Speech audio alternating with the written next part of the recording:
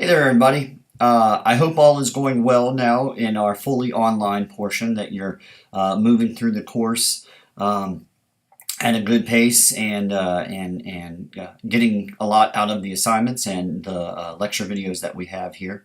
Today we're going to talk about the history of journalism, the first part of a two-part series here. And so today we'll be looking at the history of journalism and the spread of news before the printing press, which comes in about 1450 in Europe. So next time we'll look at journalism after 1450, after the printing press. Right now we're going to lay a foundation about how news was spread prior to that time. We're going to start off today talking about the history of journalism before the printing press, and we're going to go back just about as far as we can, and then cover a lot of ground and get up to the point in which Johann Gutenberg actually brings the printing press to Europe. So let's get started. Around 100,000 BC is when we know human language arrived in the species of Homo sapiens. That, of course, allowed us the ability to communicate in more than just nonverbal signals. 40,000 BC is when the settling of the Americas occurred, and at that time news spread by word of mouth. Humans would use the language that they had developed to share information. In about 8,000 BC, agriculture and stable civilization started to bring common meeting places to humans. So people would gather together at common places to share information. People would travel from one place to another and share news about what had happened or what was going on in the place that they came from.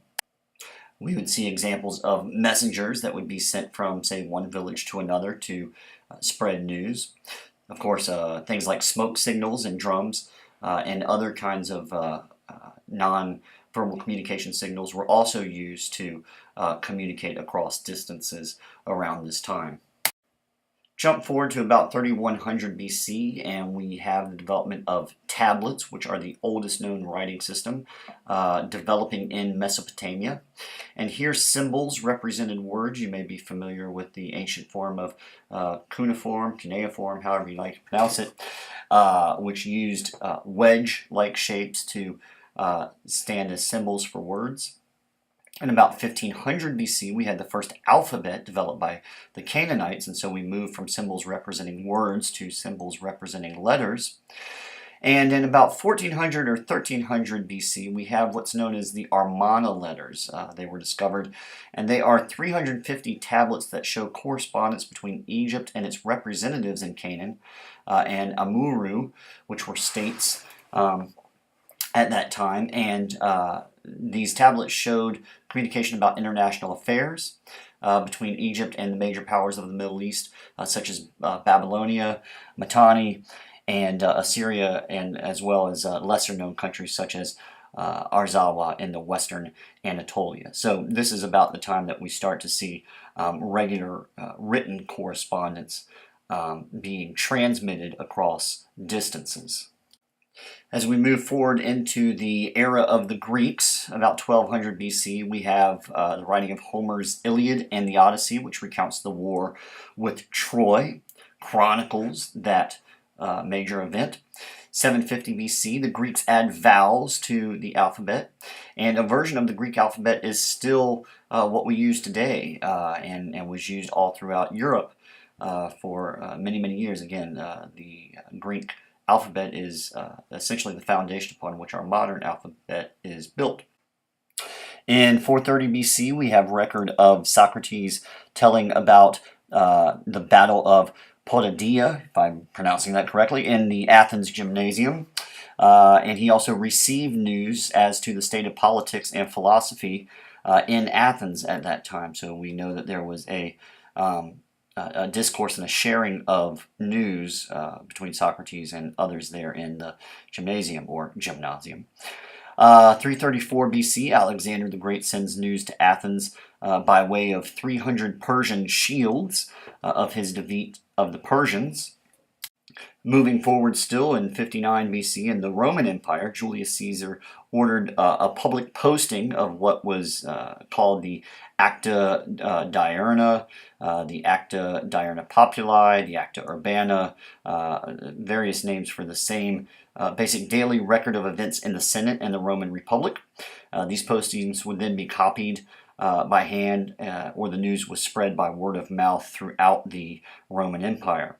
In 51 BC, we have record that Cicero received letters and copies of the Acta from Caelius, who was a Roman politician, while Cicero was serving as the proconsul of Cilicia in Asia Minor. Now, of course, developments in the way news spread was not limited to Western civilization. To the east, we had some very significant developments. Specifically in 105 AD, the Chinese invented paper. However, it took more than 1,000 years to reach Europe. In 221, the Han Dynasty created the Chinese Empire, which lasted until 221 AD. And the Chinese Empire used a robust news system called the Taipao, which was similar to Rome's Acta, although it was intended as newsletters for officials and elites as opposed to general information for the public, as was the case with the Acta in the Roman Empire. In 618 AD, we start to see the first preliminary developments of what would eventually turn into the printing press. We see block printing come along. That was invented in China, and it used hand-carved wood blocks, and this is what the Chinese used to print these Taipao, which were distributed throughout the Chinese Empire. Now, printing arrived in Korea from China in about 950, and in 1241, we have evidence that Koreans were the first to make the first successful movable type machine from metal. In 1275, we had Marco Polo from Venice, who reached the courts of Kublai Khan, the ruler of China, and Polo was jailed and found himself with a writer who would then eventually go on to write Marco Polo's travel stories from dictation.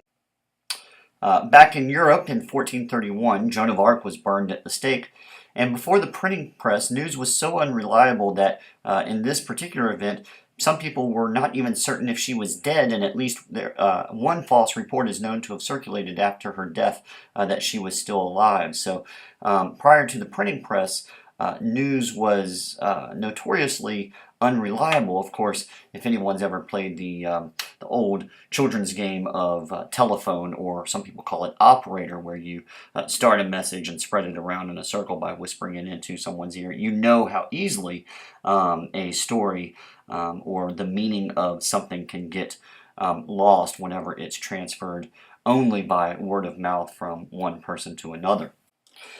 Looking at another event in which a historic moment was chronicled, a detailed account of Henry VI's entry into London is composed and written in verse in 1432. And so before the printing press, also one way in which news was carried and transmitted from one person to another was through the bards and the traveling musicians who would tell of the news through song as they met with fellow travelers along the way. And then in around 1450, we have the development, the invention of the letterpress, first used by Johann Gutenberg. And this was a huge step forward, both in a higher degree of reliability in the information that was being shared from one person to another. They knew that it was printed on the same press, and so at least there was consistency across the different pamphlets and news articles that were being distributed. And then also that there was, being in print, there was less opportunity for people to manipulate or misunderstand that information. So certainly the printing press was a monumental, revolutionary time in the history of communication and in the history of journalism.